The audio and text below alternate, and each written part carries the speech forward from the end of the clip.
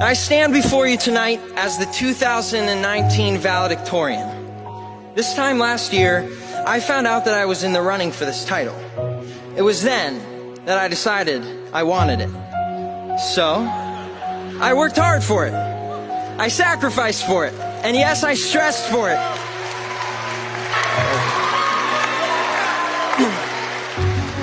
And I got it. And at our senior awards ceremony, it felt so good when I heard my name announced with this title. It's so good. For about 15 seconds.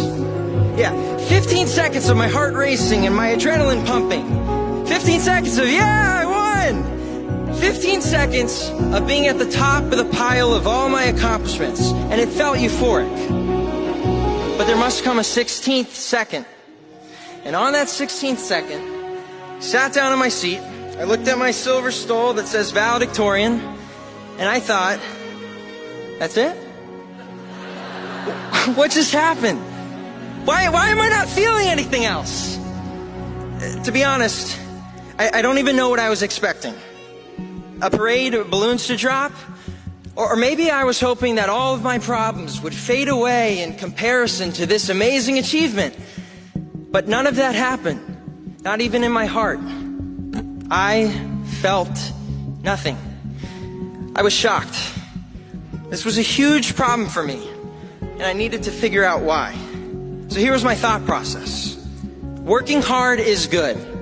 It is in fact biblical, but it should not be done for the sole purpose of a goal's sake at the expense of relationship with others. Looking back on this year, I realized that the stress of this year for this goal in a 5-minute speech was paid for with the lack of attending to relationships in my life. A lesson learned and self-reflection accomplished. Now, I would like you, my fellow classmates, to do some self-reflecting. I would like you to take a moment to fill in a different thing that you strive for and you focus on. Something that you thought was the end-all, be-all. Perhaps it was sports. Perhaps it was fine arts, academics, getting into a particular school, an unhealthy social life, social media, or video games. Friends, we are about to launch into life, and we haven't messed anything up yet.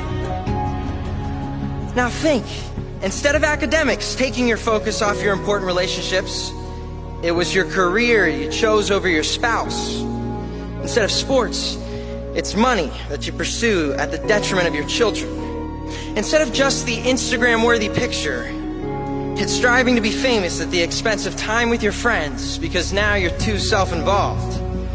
I'm well aware that this is kind of a downer speech, but I don't care. Because a lesson learned should be a lesson shared. Now, I'm glad that I have only made this mistake of striving for something that is in the light of eternity, not important, for just 1 year. I can't imagine if I had learned this at 50 or at the end of my life. Here's the lesson. Have no regrets in the 16th second.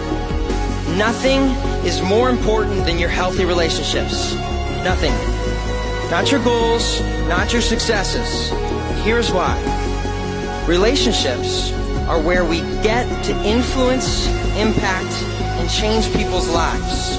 Your life cannot be meaningful without them.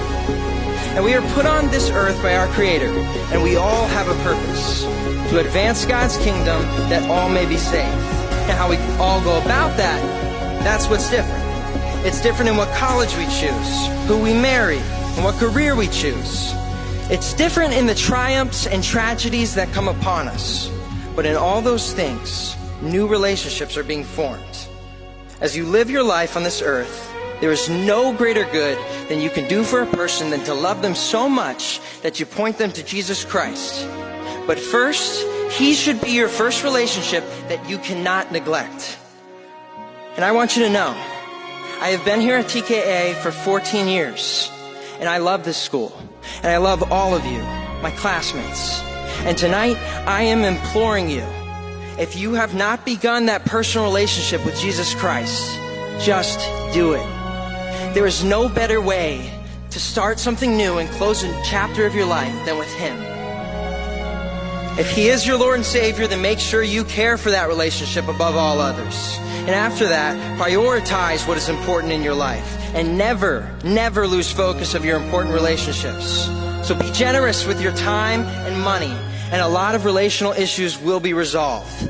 And by the way, it's not too late to mend fractured relationships. Any friends you haven't spoken to in a while because of your pride, parents whom you disrespected, and teachers who you never thanked. Just do it. Humble yourself. Start a conversation. Have no regrets in the 16th second. In conclusion, this has been one of the hundreds of life lessons I have learned at the King's Academy, and that has been more valuable than academics. So thank you to all who have taken the time to teach each of us our lessons. And once again, thank you to our parents who have been the main source of our lesson learning. We did it.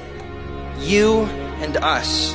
And we love you for your sacrifice to put us at King's and for putting up with our attitudes along the way. Thank you for sticking with us.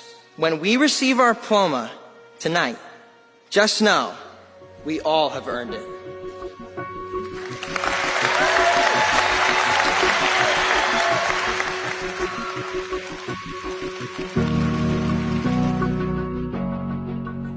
Kyle's speech was entitled The 16th Second, and it has gone viral on the internet.